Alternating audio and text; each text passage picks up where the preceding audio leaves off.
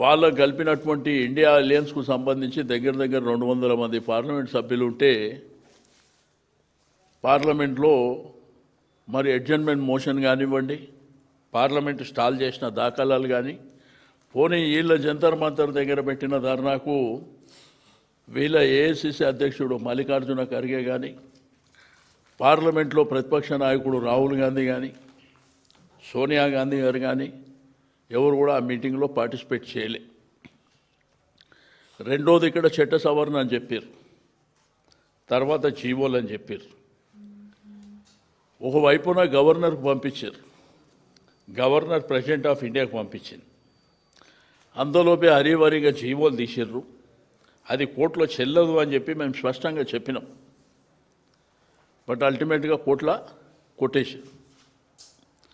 కొట్టేసిన తర్వాత మళ్ళా 4-5 రోజుల నుంచి పెద్ద డ్రామా.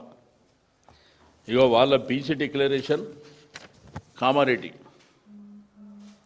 ఈ కామారెడ్డిలో ఒక్క అంశం కాదు, చాలా అంశాలు దీంట్లో పెట్టారు. ఒకటి రిజర్వేషన్లు 42% పంచాయతీలు కానీ మున్సిపాలిటీలు కానీ కొత్తగా 23,973 మంది బీసీలకు రాజకీయ ప్రాతినిధ్యం.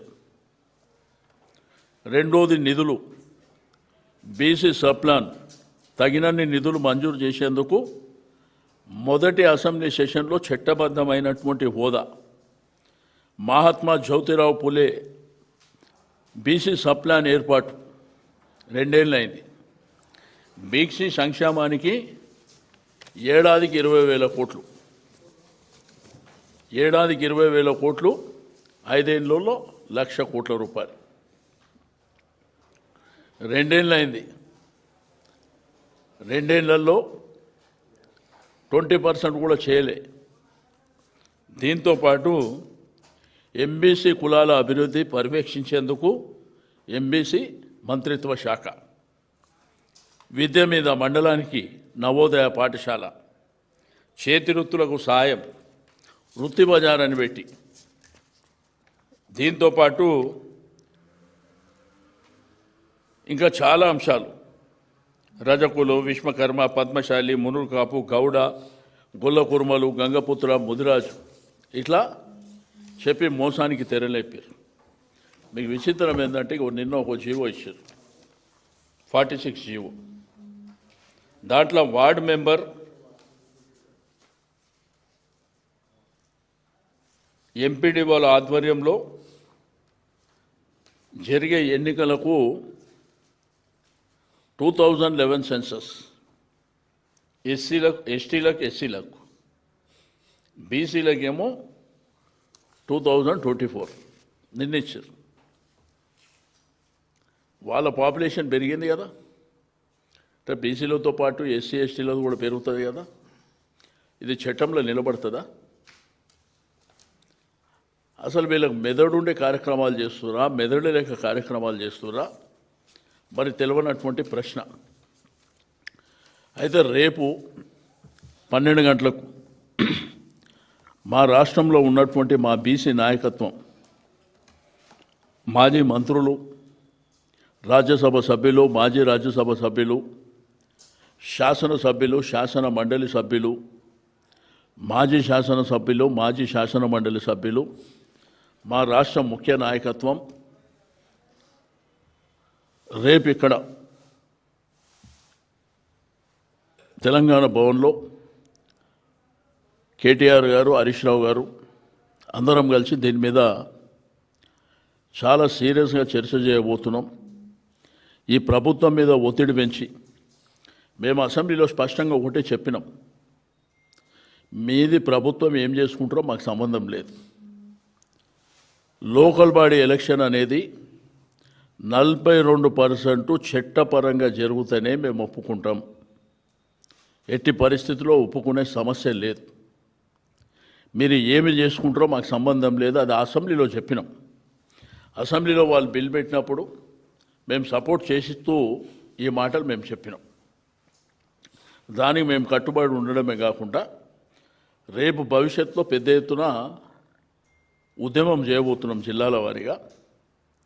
దీంట్లో బీసీ సంఘాలను కూడా కలుపుకొని ఆర్ కృష్ణయ్య లాంటి మేధావులని, జాజుల శ్రీనివాస్ గౌడ్ గారు కానివ్వండి, జస్టిస్ ఈశ్వరయ్య గారు కానివ్వండి, మాజీ ఐఏఎస్ చిరంజీవులు గారు, ఇంకా ఎవరెవరు పెద్ద మేధావులు ఉన్నారో మా దాంట్లో బాగా చదువుకున్న వాళ్ళ సంఖ్య, అడ్వకేట్లు కానివ్వండి, ఇంటలెక్చర్స్ కానివ్వండి, యువతరాన్ని కానివ్వండి, యూనివర్సిటీలో కాలేజీలు అందరిని కూడా ఏకదాటిపై తీసుకొచ్చి అందరం కలివిడిగా పోరాటం చేసి ఇది సాధించుకుంటాం. ప్రభుత్వం మీద ఎంత భారీ ఎత్తున ఒత్తిడి పెట్టాలనో మొన్న బంధకాల్లో చూసారు డెఫినెట్గా. ఎందుకంటే 75 సంవత్సరాల తర్వాత కూడా మా హక్కులు మాకు రాకపోతే ఇంకా బిచ్చమెత్తుకోవాలన్నా మీ దగ్గర? మీ మోసపూరితమైనటువంటి వాగ్దానాలు 2018లో పంచాయతీరాజ్ చట్టం తెచ్చి కేసీఆర్ గారు మోసం చేసిరని చెప్పిండు ఆయన, ముఖ్యమంత్రి గారు. ఇప్పుడు నువ్వు ఏం చేస్తున్నావు చెప్పు.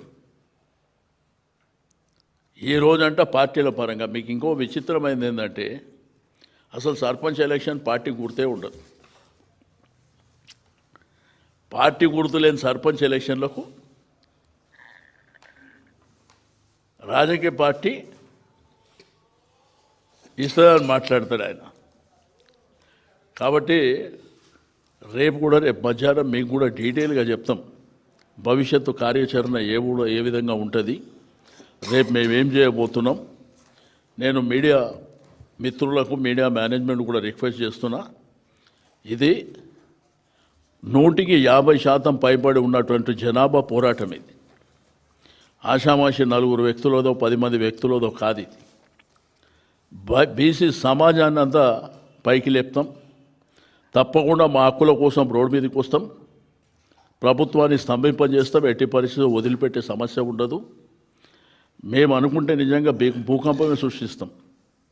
ఎందుకంటే అంత జనాభా ఉంది. రెండోది ఎస్సీ ఎస్టీ మైనారిటీలను కూడా మాతో పాటు కలుపుకొని పోరాటానికి నాంది పలకబోతున్నాం. తస్మత్ జాగ్రత్త అని ప్రభుత్వానికి హెచ్చరిక చేస్తున్నాం. మీ డ్రామాలు అమాయకమైనటువంటి ప్రజలు ఇన్నేళ్ళ నుంచి నడిపించారు. ప్రతిసారి ఎలక్షన్లు వచ్చినప్పుడు ఈ డ్రామాలన్నీ చేసుకుంటూ ఒకటంట ఇది చట్టపరంగా చెల్లదు అని మేము డే 1 నుంచి చెప్తున్నాం. ఎందుకంటే అనేకమైనటువంటి రాష్ట్రాలలో ఇష్యూ వచ్చి హైకోర్టులు, సుప్రీంకోర్టు దగ్గర పోయి కొట్టేసి ఇవన్నీ మేము చెప్పినాం. అది 9th షెడ్యూల్లో పెడితే తప్ప చట్టం అయితే తప్ప మీరు ఏం చేసినా జరగదనేది మేము చాలా చెప్తే, మాకు 125 సంవత్సరాల చరిత్ర ఉన్నది, మేము చేస్తాం అది ఇది అని చెప్పి ఈరోజు మోసం చేసేటువంటి కార్యక్రమానికి మీరు తెరలేపారు. రెండోది ఏంటంటే చట్టపరంగా జరిగిందేమో ఏదో చేసినట్టు డ్రామాలు నటించి ఇప్పటిదాకా నడిపించారు. ఏదైతే మీ చేతిలో ఉన్నదో ప్రభుత్వం చేతిలో, అదే ఎవరినైనా నామినేట్ చేయాలంటే ఎవరికైనా